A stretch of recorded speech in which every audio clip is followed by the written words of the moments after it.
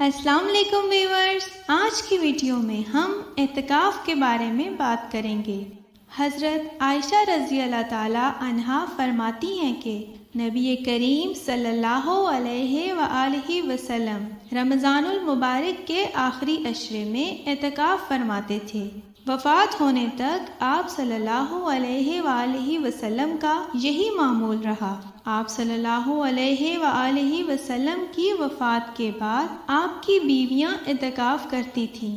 اعتکاف کا سب سے بڑا فائدہ یہ ہوتا ہے کہ آپ کا دھیان صرف عبادت پر ہوتا ہے اور اللہ سے آپ کا تعلق بہت مضبوط ہو جاتا ہے۔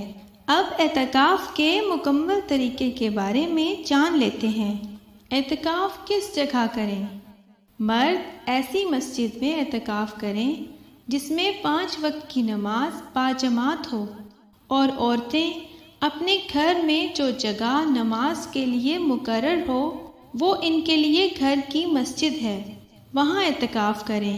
رمضان المبارک کی 20ویں تاریخ کو سورج ڈوبنے سے پہلے اعتکاف کی جگہ میں داخل ہو جائیں اور عید کا چاند نظر آنے تک اعتکاف کی نیت سے عورتیں گھر کی مسجد میں اور مرد 5 وقت نماز باجماعت والی مسجد میں جم کر رہیں۔